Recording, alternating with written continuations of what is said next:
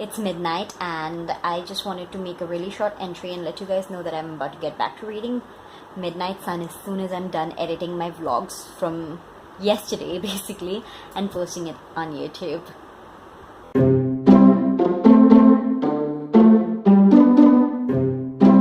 It's about 1:30 a.m. and I just finished reading Midnight Sun. I was going to say Walk to Remember because it literally felt like that.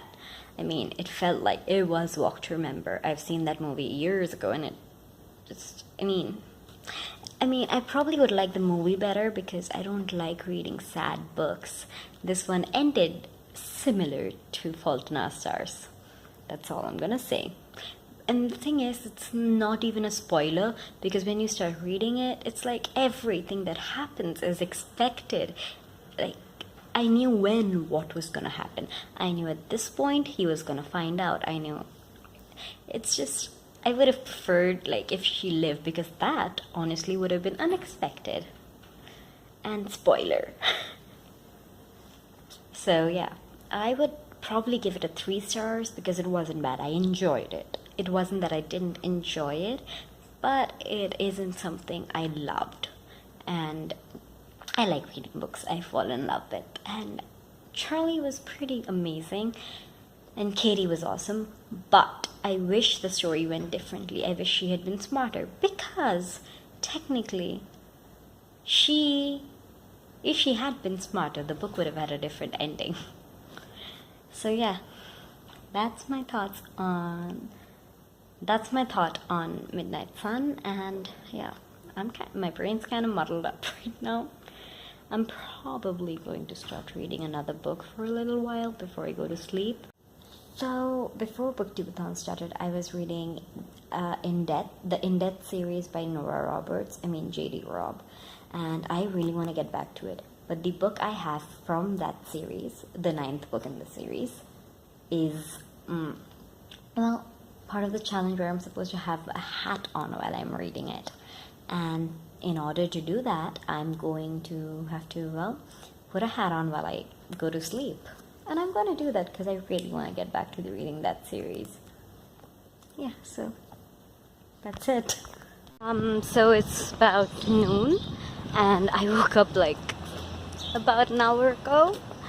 I have started reading the book I was supposed to. That's why I have my hat on, because I'm only supposed to read Loyalty in Death with my hat on. I'm gonna be watching Midnight Sun as soon as I get back home, so I can get that challenge completely over with. Anyway, so yeah, I want to keep reading, and I saw the video challenge for today, and it looks very interesting, and I'm planning out what I'm going to do for that. And the Instagram challenge is also a tower, so it looks like I can reuse the books and like make a tower for both, kind of a thing. Anyways, so that's it. Bye. I'm about to join in on the Twitter sprint held by Penguin platform on the Booktube Twitter page in a few minutes, and yeah, I've got my hat on and a book in my hand, so I can jump right into it. I'm actually heading out, so yeah, I may not be able to go through the whole Twitter sprint, but I'm gonna do my best. I'm about to start watching Midnight Sun to complete the challenge of reading a book and then watching the movie. I don't know how I feel about the movie, but it looks like a cutesy teen movie, so it shouldn't be that bad. It's probably gonna be good. Well, I can't wait to get into it. Well, I just finished watching Midnight Sun, and honestly, I feel like the movie was better than the book. But I felt like the movie was literal translation of the book. Like the dialogues were literally lines from the book, and I was pleased by that. Usually movies are so different from where they come from, so I was glad to have watched it like when it was so close to the original, and that just made me happy. So if you like the book, I would say go watch the movie, because the movie is basically the book. They don't change a lot. They don't change anything, in fact, I would say. And yeah, it was a good movie. The movie reached out to me more than the book, because when I was reading the book, I kept thinking, that's too much of a cliche. When I watched the movie, I did not think that, even though it's the exact same. But when it comes to movie, I judge them less than I do books, because books mean a lot more to me. Yeah, so that's my thought on Midnight Sun, and I'm gonna jump back into Loyalty and Death. Before I go into that, I just want to talk a little bit about the series. I've been reading it for the last month, not last month, for the last 2 weeks, and I loved it. It's fantastic. The series is amazing. Eve Dallas is amazing. Rourke's amazing, and this has never happened before, except for Alice from Twilight. The more I think about her, the more I dislike her, not because of who she is, but because of how she forces Bella to do stuff she isn't comfortable with. And most people don't really think that way, but I feel like if someone doesn't like shopping for like Bella, or like fancy clothes, don't force them to wear fancy clothes. Like, Alice made her feel bad about it and did that, and I don't like that. And in this book, Eve is very minimalistic. She doesn't like getting her hair done and blah blah blah.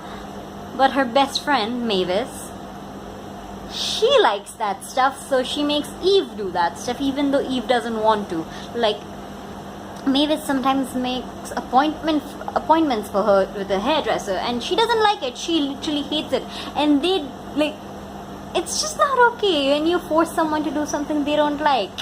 It's not like it's something they have to do, it's a choice. And we don't like the fact that being her best friend, she basically forces her to do that. And maybe that's just me being too harsh about this, but yeah, I feel that way.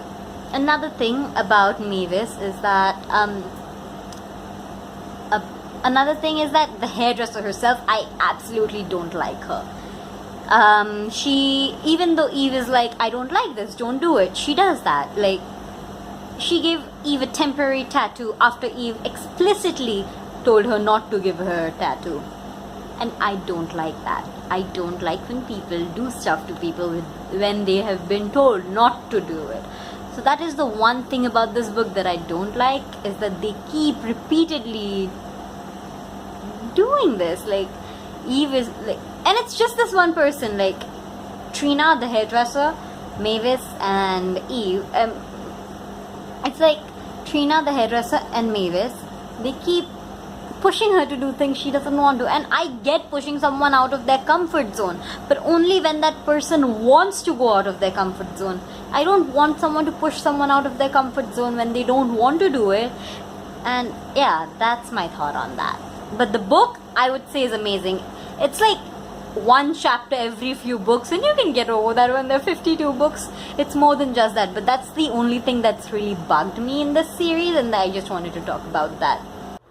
I'm about to start editing the video challenge for today and stop reading for a while. Okay, but this hat is giving me a headache, and I really want to read this book, and I can't read it without the hat on. Maybe I'm gonna start reading another book and take a little break from the hat. Booktube-a-thon has officially come to an end, and honestly, I felt like it was hard managing the reading with all the things I have to do, with all the traveling that I have left. But my hair is a mess. Anyway, so yeah, it was a fun day. I got done with Midnight Sun, and I'm reading